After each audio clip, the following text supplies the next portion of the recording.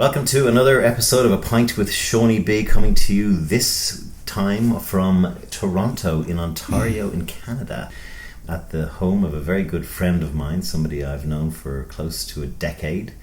He is a Renaissance man who has done many things in his life, and he's going to share an amazing journey with us today, I hope. He is a very avuncular man. He hates me using that term, and he's shaking his head now, bemusement as I use it. But I would say this about him: he is one of only about half a dozen people at the top of organizations who prove that you don't have to be an asshole to run big organizations. So I'm welcoming to A Pint with Seaniebee, and we are actually having booze, my good friend Tony Pigott. Welcome. Thank you, Sean. Tony, as I said earlier, has had many careers, but I want to start with your background and where you were brought up. Sure. I was born in Hamilton, Ontario, to a family of construction people. We actually moved to the country when I was 5 or 6. So I grew up in a fairly rural area on a really lovely 3.5 acres. And you have your brothers and sisters? Yeah, there were 7 kids in the family. We were a good, no Irish. Wholesome. Oh my God, yeah. No, very Irish. My grandfather and his father actually came in 1870, I guess. He was a carpenter, and then he started to build things. And my grandfather, his son, took over what was left of the business when his dad got ill. So he started the business when he was 19, I think. Didn't go to college. And he subsequently built it into the largest privately owned construction company in Canada. Wow. Yeah. Okay, so you were well-to-do. So I lived in a bubble called, right. Pigott Construction. It was quite a well-known operation, certainly in Hamilton. And how many of your siblings went into the trade after your father? Well, this is one of the contentious things because the company no longer exists. And yet it lasted for 100 years. Oh dear. And, the Japanese say that the founder starts something, the second boom, generation builds it, the third generation fucks it up. So there's a certain truth to that pattern when you look at my family. Right. Anyway, it was quite bucolic, and we had dogs and stuff to run around, so I have nothing but great things to say about my parents and the life that I led. What was school like? School was very tedious. I don't think the Catholics ran good schools generally, and I went to the club here. No kidding. There's a whole go down a rabbit hole. Oh yeah, there are a couple of real chapters or something. You'll have to speak to my sister to really get the lowdown on that. But I went to a Catholic grade school, and then my older brothers all had to go to a Catholic high school down in Hamilton, which is a very rough and tumble place called Cathedral. And I said, what? No, I don't want to go there. I went to a public high school, which was fine. And did you know when you were like in your teens, did you have any idea what you wanted to do? Or I had the strongest sense of what I didn't want to do. Right. Which was be involved in the construction business. It was kind of like being famous in some small way. And as if you were 8 or 10 or 12 years old, you got an exaggerated sense of your own importance. So right. I wanted nothing to do with it, although I worked very grimy jobs from the time I was 15 in construction. I worked as a laborer, down in the steel mills and stuff like that, which was another way to reinforce my conviction that the last thing I wanted to do was construction. Did you know anything about what else you were going to do? Or? No. But college was the goal, was it? Oh, that was a given. In our family, there was no argument whatsoever that people would go to university. I was very lucky, I must say, because with 7 kids in the family, I was number 4. So I was in a perfect spot you were under the because radar. I was completely lost in the shuffle, and which made it perfect for me. We have him. Yeah, where is he? So I didn't have to worry, as my older brother did, about my old man wondering exactly what he was going to do for the rest of his life. And then, we had 3 other children after me, so my mother and father were going ballistic about all of that, so I was lost in the shuffle. So that was quite wonderful, and I could just lead my own kind of jolly life along. But when it came to going to university, being in Ancaster, Hamilton, you went away, so I went to University of Western Ontario. But what I studied was, oddly enough, Russian history. I had a total thing about it. Where did that come from? I was born in 1949. So in 1961, the Cuban Missile Crisis occurred. There was such a climate of fear. That was World War III. World War III was hovering over everybody. And if you were 10 years old, you thought it was going to happen tomorrow. Yeah. And you can imagine the whole skyline turning red and a flash going through while you're watching television, and everything just vaporizing. Yeah. So we were living in that, and you'd have these stupid drills at school hiding under your desk as if that would help, and people were digging shelters. It was a bizarre climate. Anyway, that event took place and scared the bejeezers out of everybody, including me. I just remember so vividly being utterly puzzled about how something that horrible could happen and who was on the other side of this. It made no sense to me, because you have to realize in those days, when you talk about the Iron Curtain, you knew nothing about what was going on in the Soviet Union at that time. It was a black box, and I'm sure the press did a lot to kind of further the mystery. But for an 11-year-old or whatever, it was terrifying and completely bewildering. So from that time, when we thought we were going to get lit up, I was completely and deeply intrigued by the Soviet Union and Russia. Who are these people? What do they want? Why is this going on? And I carried that through high school, and when I went to university, that was the thing that I was most interested in. So I spent 4 years studying everything about Russia. Everything. Wow. What did you feel then coming out, having learned all about the Soviet Union and Russia? That I wanted to go there, and that was a small part of a bigger desire, which was to leave Canada. Why did you want to leave? Well, it goes back in part to the desire to flee my family and its and the whole aura that it had, and that I exaggerated in my own mind, and having been stuck in that for so long. It's not a deep complaint about it, but it was just something that you wanted to escape. And I had never really traveled. So I was very interested in getting the hell out of Dodge and just going. Were you scared? No, I was so excited. So I spent. Where did you get the money? I spent 6 months on the wrong end of a sledgehammer, working construction. I saved up all of $3,000, right, and then fucked off. What age? I was 21, I think. Wow. And where'd you go? Well, I started in London, and I spent 4 months traveling around Europe, as people did in those days, but I just kept going. So I ended up training and hitchhiking? That's typical, predictable stuff, but it was wonderful. And I visited my sister. She also had gotten out of Dodge. She was a year and a half older than me, and a rebel in her own right. And she ended up living in Berlin during the dark days. The wall was still up. And yet, despite all of that, the culture was extraordinary.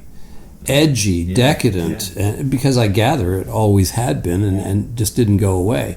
So I spent a number of weeks with them, and that really made an impression on me. And so I just carried on, spent some time in Greece at the end of the year, but I had determined to go to Russia and to take the train across Russia, which I had always intended to do. So the Russian trip was, finally I managed to arrange that, and I went across the country, Russia in February. So what was the real Russia like compared to the Russia that you've been studying for 3 years or whatever number of years you were in college? Well, it was a very poor place. Moscow, I only spent a couple of days in it, and it seemed somehow huge and imposing and dysfunctional, because you go into stores and there would be nothing in it. And did you find it was less scary? I was in love with Russia. Right, okay. Yeah, and I've read all the Russians, and this is a culture that I was deeply interested in, so there was no fear at all. It was like, wow, I can't wait to get there. And so I spent this ludicrous period of time going across Russia on this shitty train. Did you go to Siberia? It was right across Siberia, the whole thing. It was so you did the Trans-Siberian in February. It was 40 below zero for the whole bloody time. And I was the only Western on the train, so people would talk. They would speak hockey to me. Right. And the further east you went, the poorer it got, and the more like a gulag it felt. But it was a wonderful trip. I had a great time. Did you end up at Vladivostok?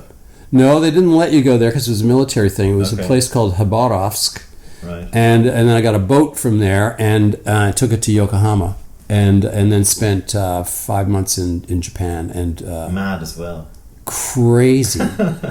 Completely I spent crazy. years working in Asia. When I went to Japan, I was like, it's like a different planet. It was. Like, sushi didn't exist anywhere outside of Japan at the time. The first raw thing fish. you encounter is somebody says, come eat this. What did you work fabulous. at there? Well, I arrived broke. I had no money. I got $100. So what you did then was you taught business people and high school students English. I managed to get a job to do just that and save money up for X number of months, and met dozens of friends because the Japanese need some kind of formal thing to allow you to meet them. So it was an immersion in Japanese culture, which I still remember vividly. Yeah. It was great. So you've kind of regrouped in Japan and then gone, right, where next? Yeah, and then carried on, took a freighter down to Hong Kong and spent time there, and then Taiwan and Thailand, and went into Laos. And Laos had a civil war at the time, so that was an extraordinary kind of experience through Malaysia, Indonesia, and I eventually went. This is now a pattern. I ended up in Australia, in Sydney, broke again. That was the extent of my planning. Australia? I arrived there in '74, I guess it was, and Susan joined me there. Right. Susan is Tony's wife. Yes, now. Anyway, so yes, we lived for a year and a half in Australia. And what was Australia like in 1974? I mean, I'm an Australian citizen, and I feel there's a huge affinity or similarities between Canada and Australia. Whenever I come here, I feel, it's very Australian and feel. Well, one of the fascinating things is to find out where the differences lie, because the histories are quite parallel, but they're in a way they're different, and the cultures end up surfacing in a different way. Yeah. Canadians are described as the only people in the world who take moderation to an extreme, and Australians are kind of the opposite. So it was always fascinating to try and get underneath that and understand why Aussies were different than Canadians. But I ended up having a kind of ambivalent feeling. I loved the Australians I met. The politics of it was just at a cusp at that time. Gough Whitlam was in. There was still the right side of Australia who didn't want anything to do with immigrants, but it was a fabulous experience. I do know about your Papua New Guinea experience. Yeah. And I'd love you to talk about that for a bit and how you ended up there. Sure. My cousin was married to a very, very smart economist who had been hired by the government of Papua New Guinea to help them modernize their economy and move to independence. And we went up to Port Moresby to visit them. And when we were there, we went up to the highlands. Now, if you don't know anything about Papua New Guinea, it is the second largest island in the world. And it has this massive spine of mountains, the Cordillera, which mountains up to 20,000 feet.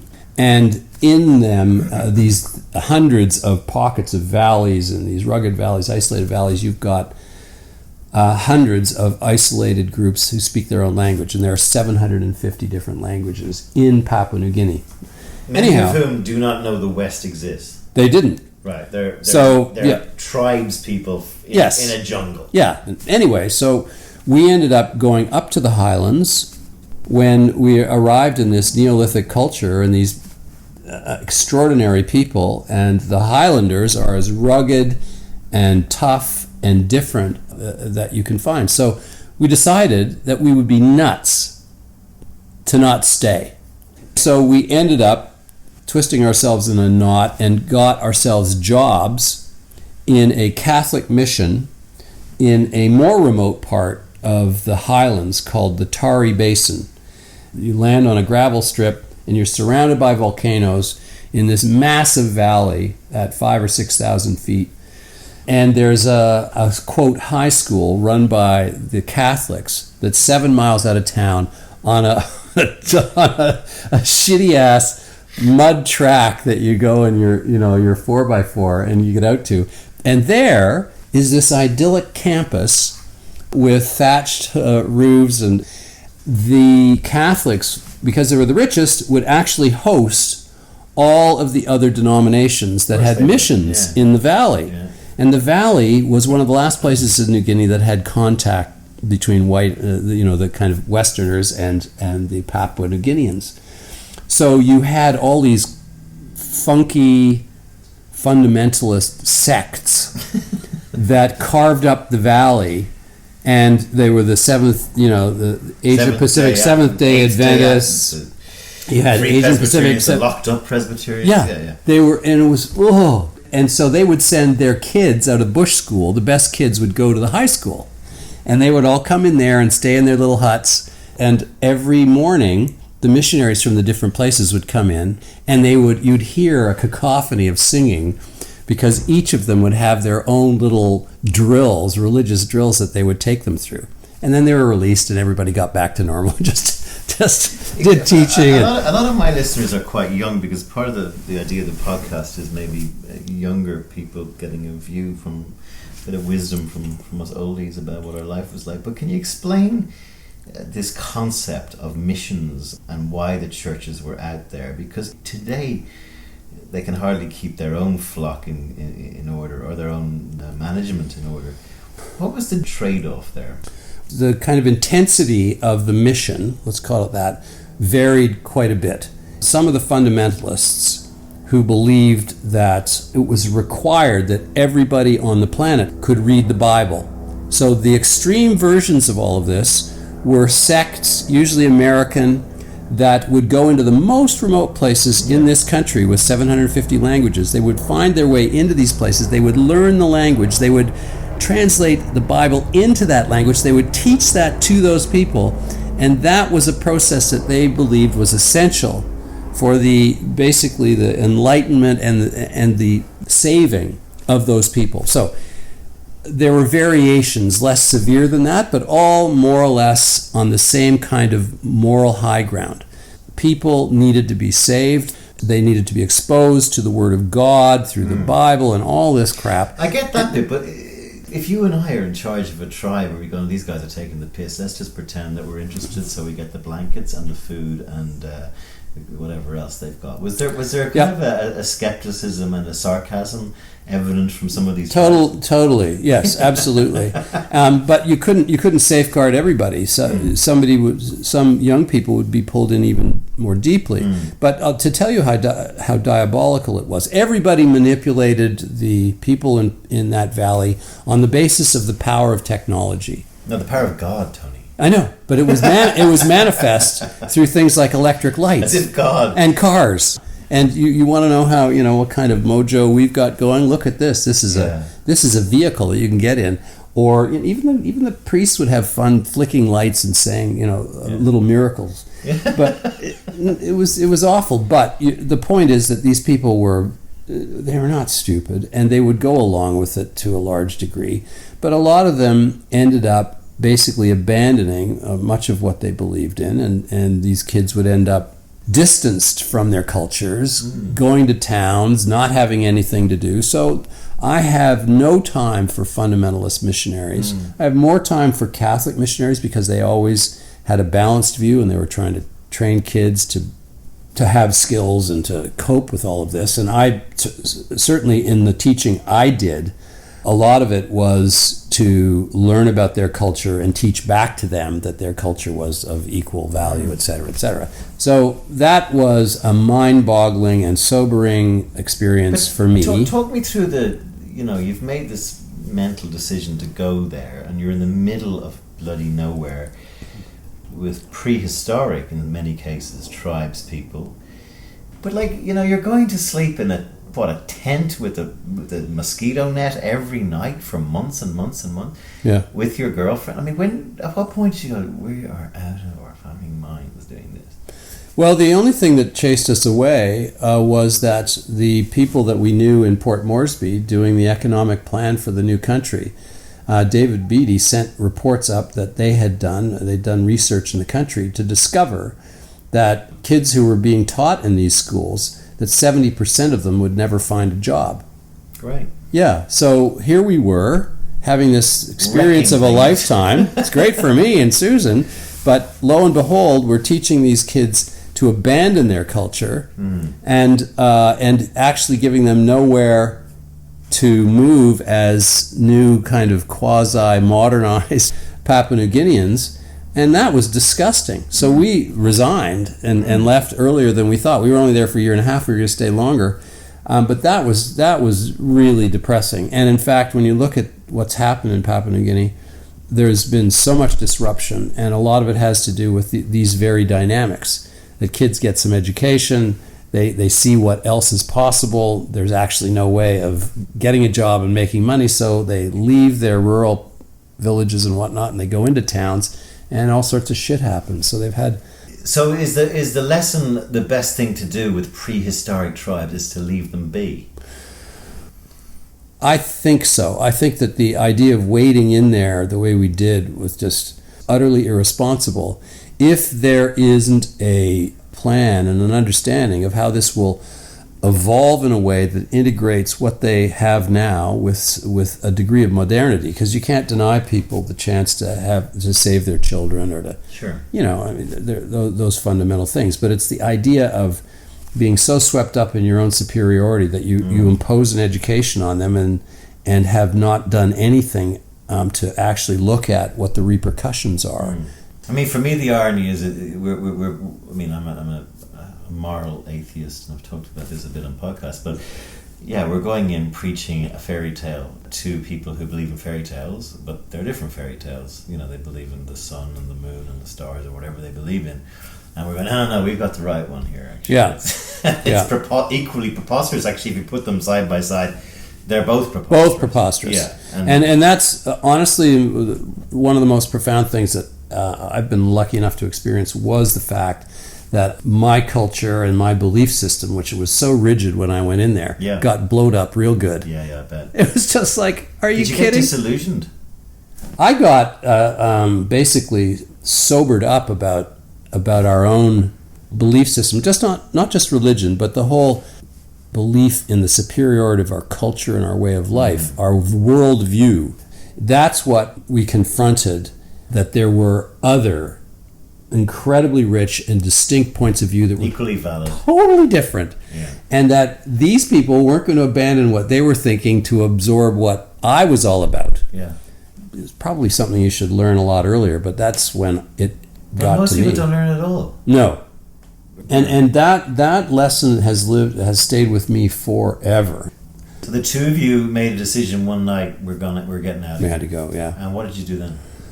We went to Port Moresby to our friends, and we got married in their house there. Did you? I never knew that. Yeah, we got married in Port Moresby. One of the missionary priests. The acting district commissioner for Port Moresby, who was an Aussie who showed up in short pants, and he was loaded at 4:30 in the afternoon. Brilliant. Yeah, it was great. So we did that, and then we traveled through the Indonesian archipelago for months, and then up through Malaysia and back into Japan, and did some more traveling, and then got home. You came home 4 years after you went away. Yeah. What did your family say when you arrived? Oh, he's back, the one the middle. I thought we didn't have him. That's right. I wondered where you were. Middle child. Oh, well, it was for us, and I can't speak for Susan for sure, but I think she feels this way. It's hard for me to adjust to coming back, because there is a certain complacence to the way life would carry on here. Even the size of people struck us as absurd. Everybody was huge. We've been living an Asian experience for a long time. But no, I think we had nothing but a very, very warm welcome from everybody. And they just, what are you going to do now? Did you have any idea what you were going to do? I wanted to continue to avoid work, of the kind of traditional kind. I have told my kids that I took early retirement in my 20s. Yeah, 40s then. Well, mine was in the 20s. I spent my entire 20s traveling, doing different jobs. When I got back, we just had to make some money, so I worked as a cab driver, I worked in a bar, I wrote a novel. I did, all sorts of stuff. Was the decision when you were coming home, the two of you, that we will go home and we will put down some roots and have children? Was that kind of part of the thing, or that just happened? I think when we got back, we were so kind of wondering what to do that planning in that formal a way didn't occur. By the time we hit our 30s, maybe it's time to have kids. But for those first few years, it was like, how do we actually move forward here? So Susan went to grad school, and I went into advertising. Yeah. I did think that I had a business kind of DNA in me. So I'd thought I am going to work. I do want to get into business rather than hand-to-mouth stuff. And I thought that, oddly enough, the experiences that I'd had added up for me to actually like advertising. I know that sounds bizarre. But you had a world view, and you had world stories, and you had... Well, it was, and I also spent a fair bit of time as a teacher. There was a combination of things that made it reasonable to me. Curiosity about cultures, teaching, good communication skills, and interest in ideas, and a need to make some money. So where did you start? I got a job at J. Walter Thompson. Okay, so all that time. It was in Toronto? Came down. Yeah. Oh, so I didn't realize you were there that long. Okay. Yeah, it was ridiculous. You were there 30 years nearly. Yes. How does someone who's been so, footloose and fancy-free end up landing a job and spending 30 years there? I don't know. I still think about it, actually. I believe, though, that it's partly because advertising is a pretty interesting business. And it has tremendous variety. Thank God the people in it are as eclectic and surprising and bright as they can be. Anyway, that's what I told myself. For those listening, JWT is J. Walter Thompson, which is one of the oldest ad agencies in the world. Tony went from being that junior account person to CEO and eventually chairman. So he ended up running the business many years later. Tell me a little bit of how your life looks back in that time. Well, it was an opportunity every day or every year to try something different, to have different challenges and whatnot. And the reason I stuck with one company so long is that it gave me a platform to try new things. You said that to me. And I've always wanted to find ways where marketing, advertising, and ideas could be applied to doing something more than selling razor blades. That whole saw. So early on in my time, I would volunteer and do a lot of work for different social campaigns. And that was always something that kept me going. But the truth is, too, that I loved the work that we did. It was fun. And it was very interesting, and it really was a kind of commercial anthropology that was going on all the time. The worst thing that can happen to somebody is you're dead in the job and there's nothing challenging or interesting and you're not learning. But I mean, the fact of the matter is that week to week, the ad business can be really very, very interesting indeed. But the other dimension to it is that the advantage of a large company is that it's a warehouse of possibilities, which eventually, for me, stretched out around the world, where you'd have networks, as you've experienced, Sean. You've got friends, networks, possibilities. You're able to go to Shanghai and start to do some business with people on a completely different plateau. It seemed to me during the course of my career that those things that seemed in my earlier times of studying Russian and working in New Guinea and traveling all the time, those things kicked in more and more and more the longer I stayed in the business. Brilliant. It was very interesting, and that they totally informed the things that I did eventually around social change and the whole area of the ethos social change business that I got going. I found an article in the Wall Street Journal about this JWT offshoot, which was headed by Tony globally, called Ethos, which was, I don't think it is anymore, but it was Tony's attempt to try and, tell me what it was, do ethical work for ethical products or something, right? I would call it a social change practice. And I know that sounds rather generalized, but it was important not to look at it as charity work, but rather that the world was clearly in need of change, whether that's around climate change or issues of poverty or one thing or another, and that marketplace of social change had many players. And those players included companies, but they also included not-for-profits and charities and whatnot. Yeah. So marketing had a profound role to play, where those issues could go backwards or forwards depending on how smart people were in engaging consumers or employees or the public on issues of importance.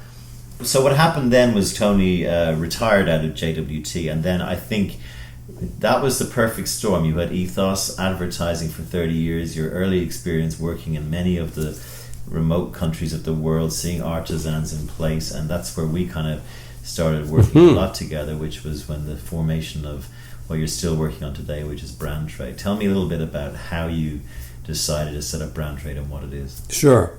Well, it goes back 10 years. A friend of mine, he likes to say that when I went into advertising, he went into Haiti. And between us, we kept a dialogue going for the better part of 20 years when he lived down there about the role that business and brands and big business could play in issues like poverty, because he was literally living on the coalface of the whole thing. So when he moved back, we sat down over the course of 2 or 3 months, talked this whole thing through, and started a business, which was originally called BrandAid Project, the principles of which were to look at small producers at the bottom of the pyramid, realizing that they were making things of great value but weren't being valued for those things. And if you applied marketing, branding, technology, and design to what they were doing, you could tap into a massive market worldwide. Our business model was to actually develop new brands out of these places, and we started in Haiti. It was a romantic idea, but we found a way of applying the principles by branding 2 groups in Haiti, pre-earthquake, who made beautiful things with their hands. So Tony was doing this BrandTrade thing, and I worked together with him and this guy he talks about, Cam Broman. Tell me where that has evolved to and where it is today, because I know you've got some big news. We've been trying different approaches to this whole idea of creating new brands from these places, positioning our company in different ways. And the Haiti project actually ended up being funded by the Canadian government because they saw microeconomic development as an important part of the way you help a country like Haiti. And here are these guys from the magic world of advertising who are able to actually co-create products and create brands and get them into marketplace where, wow, that could actually create some sustained business for those small producers. So we ended up, after the earthquake, we came to the attention of the Canadian government, got a contract. So that demonstrated to us that part of our business model could be basically getting hired by governments to do this kind of development work, creating new brands from poor countries, basically, and new channels to market and so on. So it's worth segueing just to give an example to those listening about what we're talking about. So in Haiti, there's hardly any. Haiti used to be where Richard Burton and Elizabeth Taylor used to holiday, and it was owned by the French, and it is now all the great French furniture from the 1700s and 1800s was all using Haiti wood, and all the trees were used for that, and it's like fucked up. But there are guys who take, for example, oil drums, and they strip it down and they temper it in the fire, and they chisel it down some little poor alleyway, and they make beautiful hand carving metal pieces and make mirrors and beautiful artwork out of it. The problem, of course, is there's no tourism in Haiti, so they're making tourist gewgaws for the lack of tourism. And they're not gewgaws; they're more artistic than that. So you have artisans who basically live in a shack, make these beautiful things, and Tony's outfit has come along, given them a brand name, made a website for them, made brochures for them, and that was the genesis of BrandAid Project, which today now is 7 years or 8 years in existence and is now moving to other countries around the world. Tell me about where you are right now. Okay. Following Haiti, we went and got a project with the government of Peru that was co-funded by the Canadian government The challenge that we put to them is that the Peru's cultural economy is extraordinary, but nobody would know about it. So we proposed to develop collections and 4 new brands out of representative regions of the country and bring them to market as a way to demonstrate that the value of your grassroots economy, your cultural economy, is way greater than people know, and to really use that as a way of promoting Peru, but also stimulating the small business sector in the country. So we are 20 months into that project. We've created 4 brands. We're now selling them to different leading retailers. We got agencies to create the branding identities, and they are wonderful. And they start to extract the genuine value that these producers who are making, for example, beautiful textiles with alpaca or wool or grass weavings of beautiful things you'd want in your home. These are now brands that can compete globally among other designer-type brands. So we've done that, but the experience of working with big retail has taught us that the small business sector in the world, which is massive, is a complete misfit with big retail. Gets crushed. There is no room in big retail for small producers because they are out to make money. Their business model is about mass production. And so they will dabble with people like BrandTrade, and they'll put little things in it, Selfridges or Macy's or Hudson Bay, which we have done. But in terms of a scalable, sustainable idea, it's a non-starter. So we are now in the throes of developing a web platform which will be the proper showcase for micro, small, and medium-sized businesses anywhere in the world, and to put them in touch with small retailers and people who are in the direct selling business to create a proper channel to market. This issue hasn't been properly revealed. The kind of gap that exists between affluent and the rest is a persistent and growing problem, the gap. And you then have to look at ways whereby that can be corrected. And the fact of the matter is that 70% of the world's economy is based on small businesses of 3 people to 300. And that's more true in poorer countries such as Haiti or Peru or even Colombia, a very sophisticated place, but it's 60-70% small business. And those producers have a terrible time getting to market in the right way. So the BrandTrade experience that I've had and that we've had with Sean and with Cam and others has been one where we have come to grips with these harsh realities and have really wanted to tackle what the actual sustainable solution would be. And that is to create a market channel that is right-sized, that matches small producers with small purchasers or resellers. And the good news is that because platforms like Airbnb and so on have been so explosive, that we can steal or borrow a lot of these proven platforms or systems and create a way for microtrade, is what we call it, to happen between small producer in Peru and a small reseller in Seattle or Vancouver or whatever. Given your worldly experience, what is your take on the world right now? Are you optimistic or pessimistic, or how do you view it? Yikes. Politically, it stinks right now because there is a circle of wagons mentality going on in most quarters. And that's a cause for pessimism, and it's scary if that's allowed to become more intensified. The belief that we have to defend our patch, and contrast that to the kind of liberal, open borders mentality that exists in Canada, for example, which is an anomaly today. So politically speaking, it is scary. Why is America so fucked up and Canada not so fucked up? Because they're right beside each other. Yeah. Well, they're as the Irish said, we live on the edge of empire. So we know America better than Americans know America, to be honest. And the reality is that the values of the two cultures and countries have been diverging for the past decade. And what I mean by that is attitudes to women, attitudes toward gays, attitudes toward immigrants, all of these things have become more positive in Canada while they've been going south, so to speak. Yeah, in the U.S. So our ethos as a country is much more collective. We have a history of being a social democracy, and we've always built our country on the basis of a kind of collaboration with authorities as the West has developed or what have you. So our ethos and our history are radically different, and I think that's becoming evident as America is going sideways. Why is the States going the way it is?